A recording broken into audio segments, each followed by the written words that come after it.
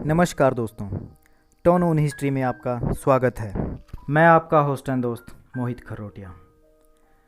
आज मैं आपके सामने ऐसे एक क्रांतिकारी के जीवन से पर्दा उठाने जा रहा हूँ, जिसके सिर्फ नाम सुनते ही अंग्रेजी सत्ता थरथराने लगती थी, जिसे हर कोई अंग्रेज अफसर पकड़ना तो चाहता था, लेकिन उसके सामने जाने से डरता था।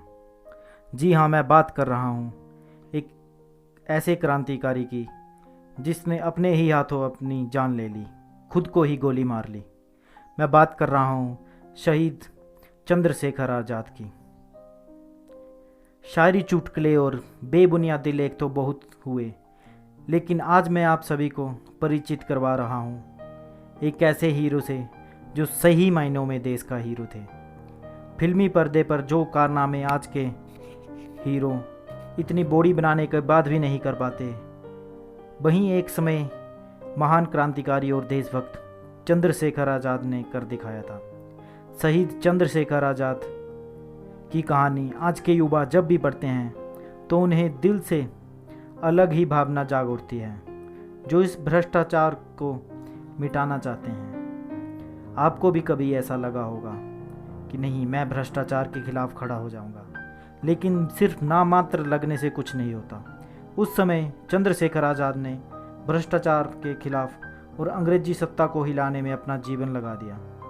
आज हम जिस आज़ाद भारत में जी रहे हैं, वह कई देशभक्तों की देशभक्ति और त्याग की वेदी से सजी हुई है। भारत जहां आज भ्रष्टाचारियों से भरा हुआ नजर आता है, वहीं एक समय ऐसा भी था जब देश का बच्चा बच्चा देशभक्ति के गाने गाता था। भारत में ऐसे भी काफ़ी देशभक्त तो ऐसे थे जिन्होंने छोटी सी उम्र में ही देश के लिए अपनी जीवन का त्याग कर दिया और जिनका नाम आज स्वर्णिम अक्षरों में अंकित करवाया। इन्हीं महान देशभक्तों में से एक था चंद्रशेखर आज़ाद। चंद्रशेखर आज़ाद का जन्म 23 जुलाई 1906 को उत्तर प्रदेश के उन्नाव जिला के बदरका गांव में एक पंडित के घर हुआ। सीताराम तिवारी के घर में श्रीमती जगरानी देवी की कोख से हुआ। बचपन से ही उन्हें देशभक्ति में रुचि थी। 1920-21 के वर्षों में गांधी जी के असहयोग आंदोलन से जुड़े वे गिरफ्तार हुए।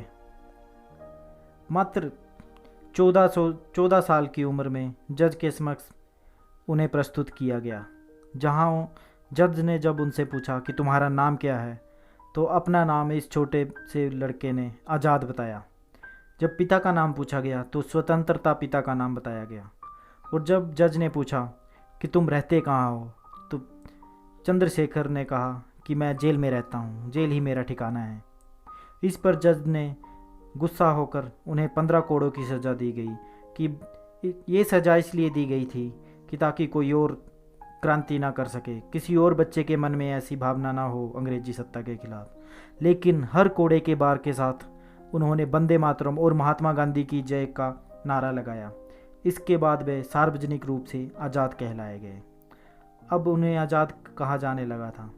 सन 1922 में गांधी जी द्वारा असहयोग आंदोलन को अचानक बंद कर देने के कारण उनकी विचारधारा में बदलाव आया और वे क्रांतिकारी गतिविधियों से जुड़कर हिंदुस्तान रिपब्लिक एसोसिएशन के सक्रिय सदस्य बन गए। इस संस्था के माध्यम से उन्होंने राम प्रसाद बिस्मिल के नेतृत्व में 9 अगस्त 1925 को काकोरी कांड किया और फरार हो गए। बाद में एक एक करके सभी क्रांतिकारी पकड़े गए, पर चंद्रशेखर आज़ाद कभी भी पुलिस के हाथों नहीं आए। 27 फरवरी 1931 का वह दिन भी आ गया जब इलाहाबाद में अल्फ्रेड पार्क में देश के सबसे बड़े क्रांतिकारी ने खुद को गोली मार ली। 27 फरवरी 1931 के दिन चंद्रशेखर आज़ाद अपने साथी सुखदेव राज के साथ बैठकर ये विचार विमर्श कर रहे थे कि भगत सिंह को जेल से कैसे निकाला जाए, उन्हें बाहर निकाल कर उन्हें सज़ा से कैसे बचाया जा सके, कि तभी वहाँ पर अंग्रेज़ों ने उन्हें घेर लिया। चंद्रशेखर आज़ाद ने सुखदेव को तो भगा दिया, पर खुद अंग्रेज़ों का अकेले ही सामना करते रहे। अंत में जब किसी अंग्रेज की गोली उनकी जांघ में लगी तो बंदूक में बची एक गोली को खुद ही मार लिया और अंग्रेज़ों के हाथों मरने के बजाय खुद ही आत्महत्या कर ली। कहते हैं कि मौत के बाद अंग्रेजी अफसर और पुलिस चंद्रशेखर आज़ाद की लाश जाने से भी डर रहे थे। चंद्रशेखर आज़ाद हमेशा ही कहते थे कि मैं मरूंगा तो अपनी ही गोली से मरूंगा, मुझे अंग्रेजी सत्ता की एक भी गोली नहीं मार पाएगी। तो ये था चंद्रशेखर आज़ाद के जीवन पर एक छोटी सी वीडियो। उम्मीद है आपको वीडियो पसंद आई होगी। चैनल को सब्सक्राइब कर दें और बेल आइकन को प्रेस कर दें ताकि हर नई वीडियो की नोटिफिकेशन आपके पास जल्द से जल्द पहुंचे। धन्यवाद दोस्तों। नई वीडियो लेकर आपके पास जल्द से जल्द पहुंचेंगे।